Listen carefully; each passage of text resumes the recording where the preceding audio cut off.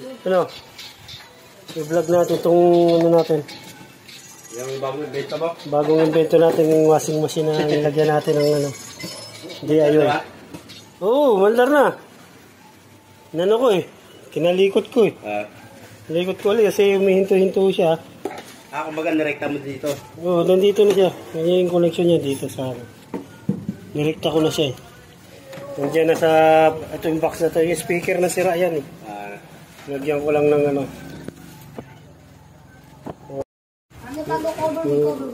Huwag kayo masyado maingay.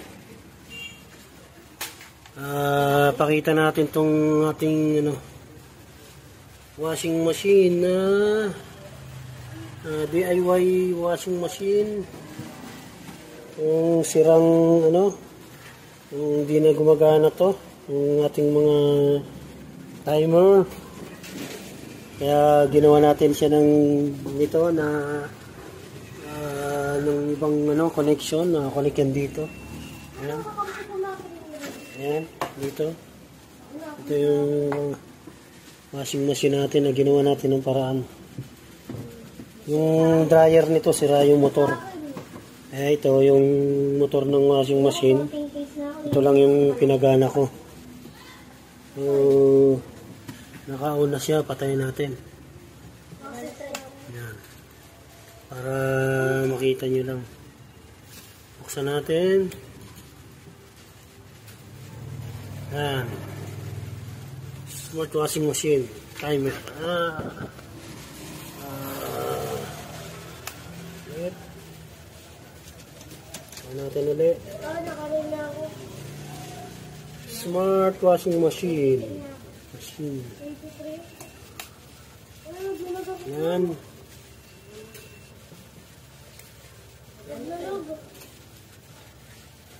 Smart washing machine timer. So ito may mga tayo okay, down, up, saka set, tapos cancel. Ito naka-connection dito sa ating connection. Ito yung sirang speaker na ginawan ko siya. Binutasan ko na rito sa LCD. Tapos nilagyan ko ng push button. Ito may butas nga dito. Tinakpan ko kasi mapasok yung daga dyan pag ginagawang bahay. Alam mo namang ano, yung mga daga. Ito meron tong ano,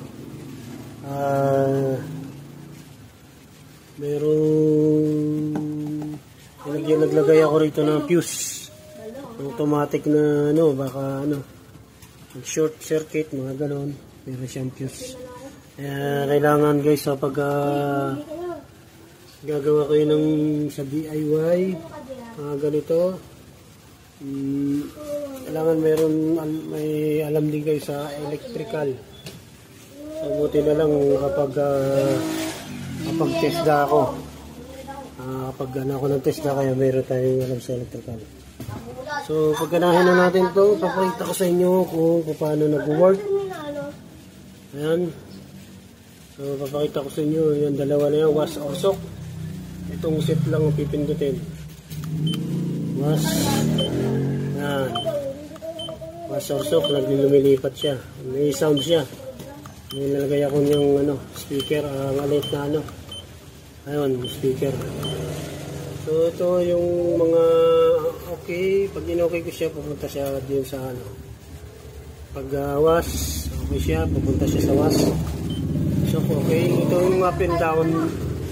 Doon yan sa ano, yan, papakita ko sa inyo. Pindutin ko na yung okay. Pindutin ko yung okay. Yan ang lumabas. So, kita nyo, hours, timer, wash and soak. Ibig sabihin ng wash and soak, pwede siya nagwawash siya and nagbababad. Nagwawashing sa nagbababad. Meron siyang timer, ito yung hours. Nakita nyo naman, nagbiblink yan, nagbiblink, ibig sabihin nyo. Tapos may soak time, tapos wash time. Ibig sabihin itong hours, nandito tayo sa hours.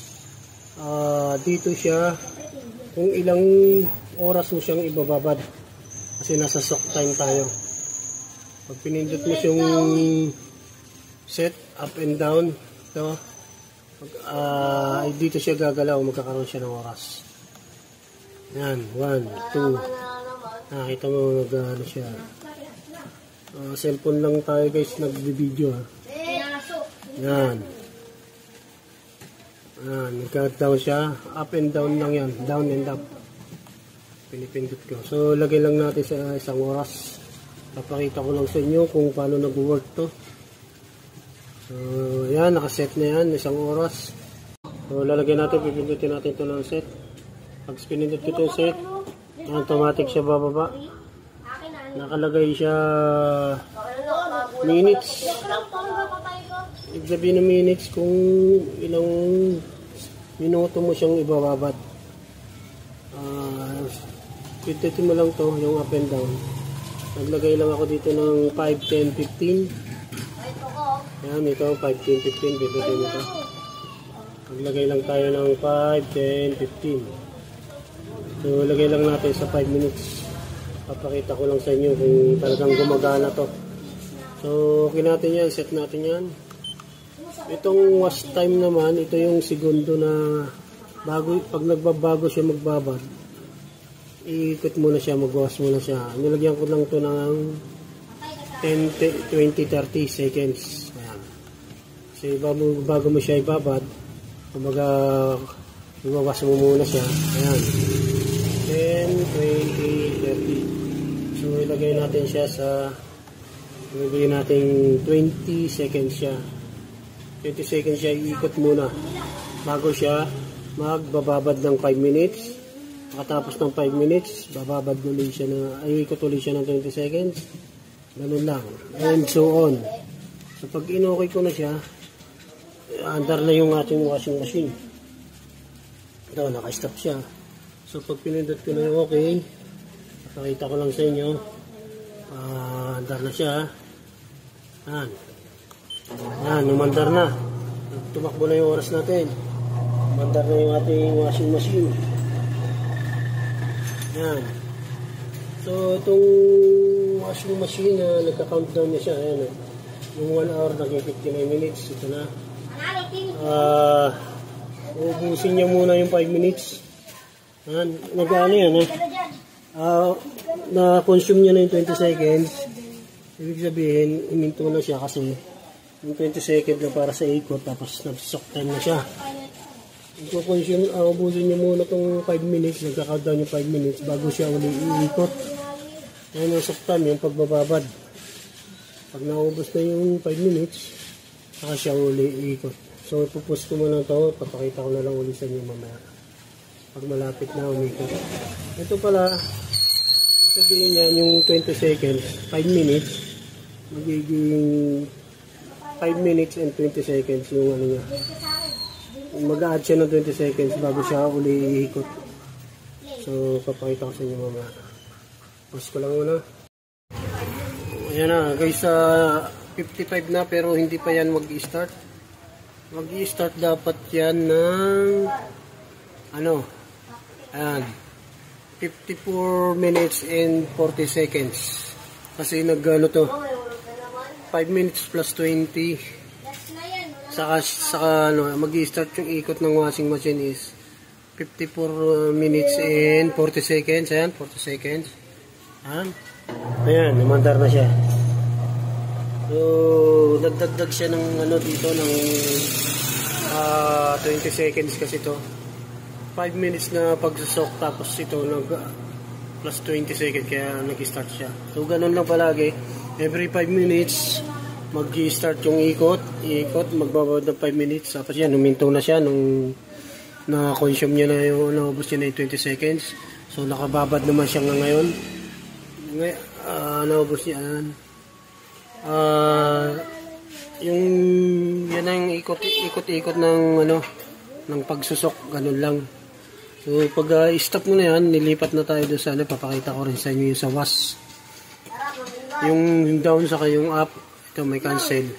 Pagsabayin nyo lang ito pindutin para humintong siya. Ayan, tinuha. Ayan, humintong siya. So, babalik na siya dun. sa wax sinsok. Siya mag-set ko ulit. Set ko ulit siya. Cellphone lang gamit ko sa video ha. Cellphone lang. Dito na tayo sa wax. So, okay na lang natin ito ulit. Okay. Dito na tayo magkakaroon ng wash spin. Yan, siniset niya. Pag nakaset ng ganyan is second yan. Lipat mo ulit dito sa set. Yan. Minutes. Pag pinindot mo ulit, seconds. Kapag hour, ibig sabihin dito siya. Ulitin natin. Pag seconds, dito yung magbabago. Pag pinindot ko yung up dito, magbabago yan. Yan. So, down, balik natin sa 0. Yan. Yung timer natin, nilagyan ko ng yung bawat rotation nito is 20 seconds. Ay, bawal magmura ha. Ay, magmumura, bawal. 20 seconds. Ayan na. Ayan, subukan natin lang iset na 20 seconds. Gawin ko siyang 23 kasi may interval ako na 4 seconds bago uli umikot. So, ano na natin, sak natin ng 20. Pag pinindot ko yung okay, iikot na yung sa second yan, second. Iikot na yung ating washing machine. Ayan, umikot na siya. Umikot yung washing machine. So, 20 seconds, hihinto yan. Ayan, nagka-countdown. Yung warning ko yan, kaya siya tumutunog. Pag dumating ng 10 seconds, napatapos na, wina-warningan ko na siya, tutunog na siya. Ayan. Sabihin, huminto na siya. Huminto na ng 20 seconds. So, set ulit tayo. Papakita ko naman sa inyo. Ayan. Pinutin ko ulit, okay. Mag-set na tayo. Ito, seconds dito. Lipat natin siya sa minutes. Pag minutes, ito pag inindot ko ito, ito yung gagalaw. Set natin ng 1 minute lang. Pakita ko lang sa inyo na humihinto siya at nagro-rotation. Nagka-counterclockwise, saka nagka-clockwise. Pakita ko lang sa inyo. So, start natin ulit na. Okay ko na ulit. Flower ka pa lang, Diyos. Ayan, iikot na siya. Ano siya ha? Nasa clockwise siya. Pag ano nang ikot, pag ano clockwise. So, ayan, nagka-countdown siya. 20 seconds, magpapalit sila ng rotation. Ayan, huminto na. So, 4 seconds, ayan, ikot siya ulit, babaliktad. Counterclockwise na siya. Ayan, nakikita nyo. Yung may mga washing machine dyan, ha, yung hindi na gumagana to. Asa lang, medyo mapusisi. Ano lang kasi to. Talagang yung paggawa ko nito ay kumbaga gawin mo to sa inyong ano tawag dito yung may safety. Kailangan gagawa ka nito, kailangan may safety. Ayan, pag-countdown na. Dapat merong alam din sa electrical wiring. Ayan. Meron akong nilagay ng fuse dito. Ayan, tumunog na siya. Hihinto na. 5, 4, 3. Ayan, hihinto na siya. Automatic. Hihinto na siya, 0 na siya. Tapos bumalik na siya dyan. Mimili ka na lang ulit. Magsiset ka na lang ulit. Tistulan. Yan. Ito, ginawa ko to. Yung speaker na sira dito. Tapos ginawa ko siya ng ano. Binutasan ko to. Tapos nilagyan ko ng mga button. Nilagyan ko rin to ng fuse. Na automatic ano. Sakaling mag short circuit. Automatic ano yung fuse. Kaya kailangan ito. Pagkagawa ka nito, may alam ka rin ka ng konti sa electrical. Hindi rin basta-basta. Mabuti na lang nakakapag-aral din ako ng konti ng ano, sa TESDA ng electrical. So, ayan. At itong washing machine na nasira, pinalikot ko na rin. Ayan. Yan, yung mga bata naglalaro dito sa ating ano. Ito yung aking vending machine. Yan. Pinaliwanag ko na rin sa inyo yan. Thank you guys for watching.